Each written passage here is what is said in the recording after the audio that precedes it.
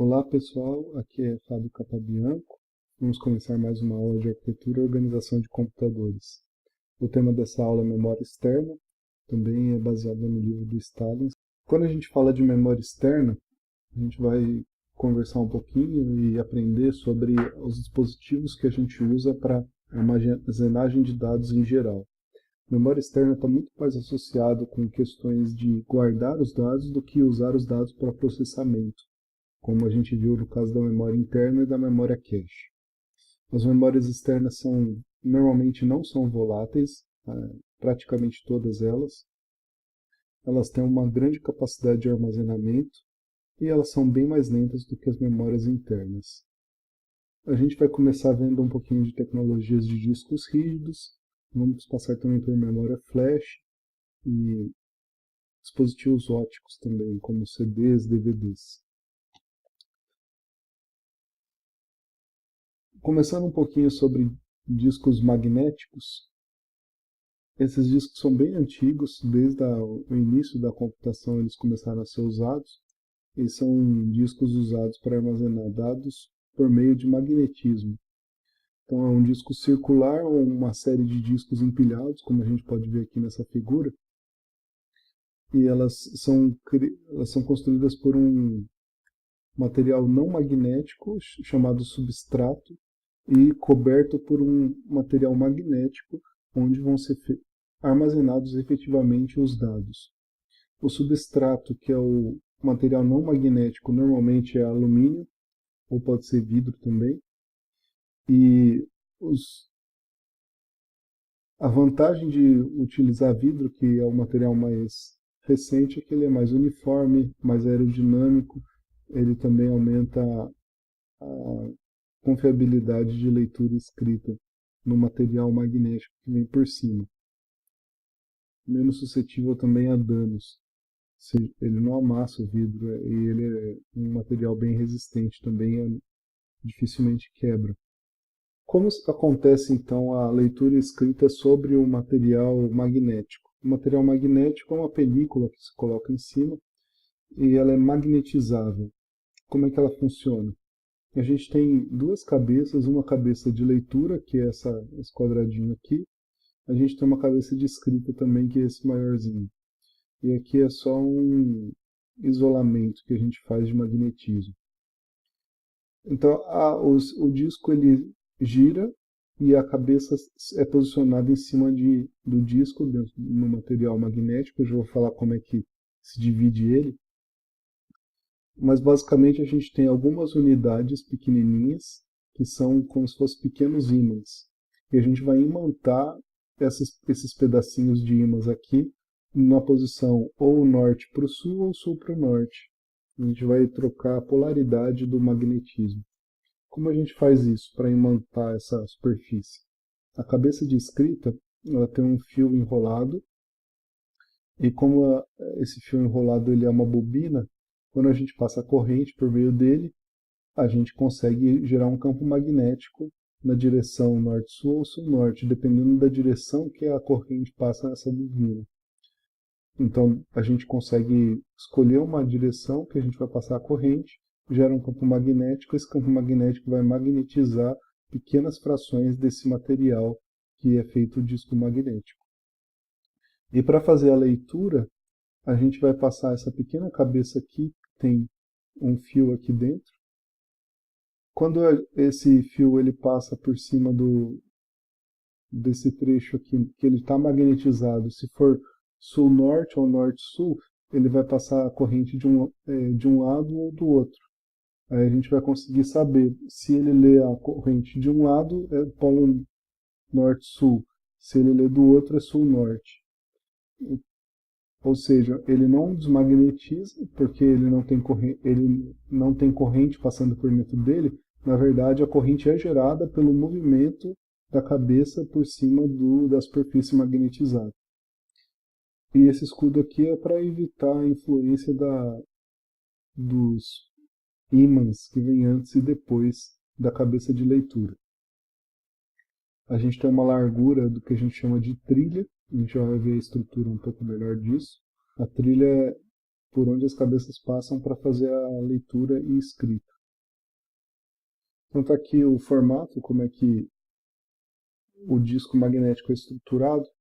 A gente tem as trilhas, que são circunferências concêntricas, trilhas externas e internas, e cada trilha é dividida em setores. A gente tem N setores por trilha.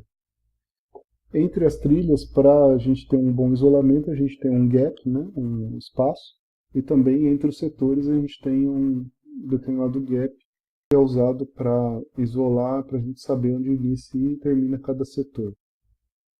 E a gente conseguir fazer a leitura bem. Existem duas maneiras de a gente armazenar discos. A gente vai ver que uma maneira foi mais utilizada nos HDs e a outra nos discos óticos, que são CDs, DVDs. O primeiro é quando a gente usa a velocidade angular constante. Nesse caso, os setores externos eles são maiores do que os internos, mas a quantidade de dados que você armazena é a mesma. Quer dizer que cada bit aqui vai ocupar mais espaço do que nos setores externos do que nos setores internos. Agora, quando você tem aqui um disco com setores de mesmo tamanho, independente da trilha, nesse caso você tem um armazenamento em múltiplas zonas, e aí o que vai mudar é a velocidade angular. O disco vai ter que girar mais rápido ou mais devagar, dependendo de qual posição que você vai fazer a leitura. E aí você consegue fazer bits de mesmo tamanho, independente de qual trilha você está fazendo a leitura escrita. Bom, uma vantagem desse modelo de múltiplas zonas é que ele cabe mais informação do que nesse modelo aqui, porque você consegue manter um setor pequeno dentro e fora do disco. A desvantagem é que ele é mais complicado de implementar. Esse daqui é mais simples, você faz um leitor, um mecanismo de escrita só para que funcionem todas as trilhas com a mesma velocidade angular. Como é que é a estrutura de cada setor e como é que eles são lidos? Aqui a gente tem um exemplo, uma trilha com 29 setores, ou 30, né? E cada setor ele tem um gap inicial, aqui a quantidade de bytes, o tamanho de cada um desses campos aqui. O primeiro gap tem 16 bytes, depois a gente tem um ID de 7 bytes. Esse ID aqui ele vai identificar qual é esse setor. Ele vai ter um byte de sincronização. Esse byte de sincronização ele é usado para a leitura identificar onde que começa a leitura. É uma sequência de bytes que é única e exclusiva para saber aqui começa o setor, depois do gap. Aí você tem o tamanho, o número da trilha, número de cabeça, a gente já vai ver o que ele é, e o número do setor. A gente já viu esses dois, né? Nos próximos slides a gente vai ver o que é a cabeça. E CRC é um código para correção de erros. Então a gente vai usar esse código aqui para ver se a leitura foi correta ou não desse campo de ID. Depois tem um outro gap de 41 bytes e finalmente tem mais 515 bytes para armazenamento de dados. Obviamente que cada tecnologia, cada geração pode variar um pouquinho esse formato aqui, né? Esse aqui é um exemplo, 512 bytes então de dados dentro desse setor. Todos eles seguem o mesmo formato, 600 bytes por setor. Desses 515 bytes, a gente tem de novo 1 byte de sincronismo, 512 do dado propriamente dito e mais 2 de correção de erro, para identificar se a leitura foi correta ou se esse setor aqui está danificado. Isso é muito importante, porque discos magnéticos eles podem ter um setor ou vários setores danificados, mas continuar sendo utilizado. E se for identificado que um setor tem problemas de leitura e escrita, o software pode simplesmente invalidar esse setor aqui e não usar mais ele para fazer leituras escritas. Como a gente pode caracterizar os discos? A primeira questão é com respeito à movimentação da cabeça. Antigamente, os discos eram de cabeça fixa. Você tinha uma cabeça por trilha. Seria uma régua com várias cabeças, uma atrás da outra, e elas já são posicionadas em cima das trilhas. Atualmente se usa cabeça móvel. É uma setinha, e aí a cabeça fica na ponta da seta, e a seta ela movimenta para frente e para trás para cair dentro das trilhas que estão sendo unidas. A vantagem desse de cabeça movimentável é que é mais barato do que você ter cabeça fixa. Atualmente todos os HDs eles usam cabeças móveis e também leitores de CD e DVD. O disco pode ser removível ou não. Um CD ou um DVD são discos removíveis, né? Ele pode ser gravado em um lado ou nos dois. O DVD, por exemplo, ele é capaz de ser armazenado nos dois lados, o CD já não. O número de discos que a gente vai ter, aí entra a questão de número de cabeças. Normalmente discos removíveis eles são um só, os HDs que não removem eles têm vários discos empilhados. E o mecanismo da cabeça. Os discos antigos, que é aqueles flop disks, os disquetes mais conhecidos, eles tinham um contato da mídia com a cabeça. Depois tem os discos que têm um gap fixo, como os CDs. E tem os aerodinâmicos, que são os HDs. Conforme ele começa a girar, a cabeça flutua sobre a superfície, mantendo uma distância menor possível. Aqui tem o esquema de um HD moderno, que tem vários pratos ou discos. Cada um deles é lido por uma cabeça por cima e por baixo, então é lido dos dois lados. A gente tem duas superfícies por prato e a cabeça que é retrátil por um braço. Ele posiciona a cabeça em cima de cada uma das trilhas. E todos os discos giram ao mesmo tempo. Ou seja, todas as cabeças vão ler de todos os pratos ao mesmo tempo. Então a gente tem escrito em todos os pratos, nas mesmas trilhas e mesmos setores do mesmo dado. Você pode espalhar um dado por todos os setores dos pratos. E aí você tem o conceito de cilindros, né? A gente falou de cabeça, falou de prato, falou dos lados. Cada prato, em cima e embaixo, ele vai ter uma superfície que é uma trilha, e o conjunto de trilhas concêntricas forma o que a gente chama de cilindro. Então esse é o nome que se dá ao conjunto de trilhas que são sobrepostas. Aqui a gente tem uma tabela informando algumas informações de HDs. Aqui tem o nome, o que é relevante nessa tabela? A capacidade, que é a quantidade de dados que a gente consegue armazenar. Essa aqui é a quantidade de dados sem contar com cabeçalho, espaços, etc. É a real, né, que a gente consegue armazenar. Aqui é o tempo average seek time, é o tempo que demora para posicionar a cabeça em cima do setor. Lembra que a cabeça ela precisa se posicionar em cima da trilha para fazer a leitura.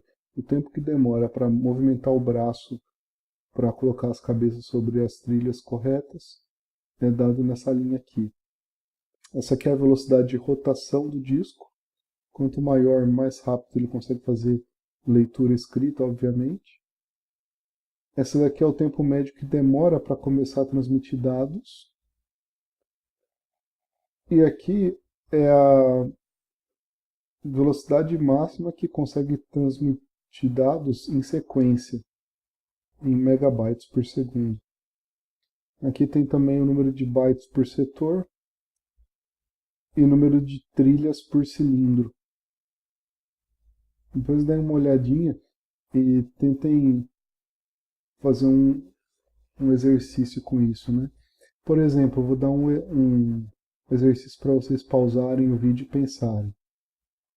Sem pegar a capacidade do HD, vamos supor que um HD tenha, no caso, 8 trilhas, ele tenha 1024 bytes por setor e ele tenha 32 setores por trilha. Qual seria o tamanho desse HD se ele tivesse 8 pratos com dupla face? parem o vídeo, tentem calcular isso e façam como exercício, tá? Outra questão relevante é a cache. Os discos podem ter memória cache, que é usada para agilizar as transmissões de dados que já foram pedidos recentemente.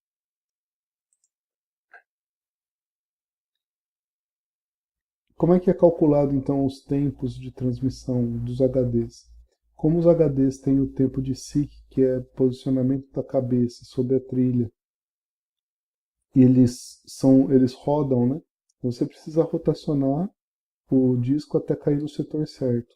Às vezes o setor que você quer está do outro lado do HD, ou está antes da. Você acabou de passar por ele, vamos dizer assim.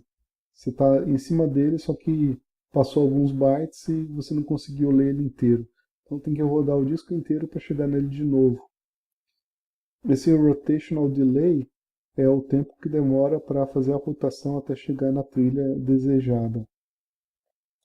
Então, a soma de seek time com rotational delay é chamado de tempo de acesso, ou access time. É a soma desse com esse. Isso aí dá para fazer exercícios legais também. Dar os tempos e pedir para calcular qual vai ser a transferência, o tempo que demora para transferir. Além disso, a gente tem um tempo que demora para o dispositivo ficar pronto. Às vezes o HD está ocupado fazendo uma outra transferência. Depois a gente tem o tempo esperando para o canal de transmissão, que no caso são os barramentos, estarem disponíveis. Assim que os dois estão disponíveis, começa a transmissão de dados propriamente dita. E a transferência depois ainda é o que? A leitura do dado nos setores e a transmissão para o processador e para a memória, né? É assim que a gente calcula o tempo. Então os HDs, por que eles são um pouco mais lentos do que os SSDs hoje? Porque os SSDs não têm esse tempo de SIC e rotational delay, né? Que são movimentos mecânicos e não dá para você reduzir absurdamente isso daqui a velocidades de eletrônica, né? Como mudança de tensão, etc.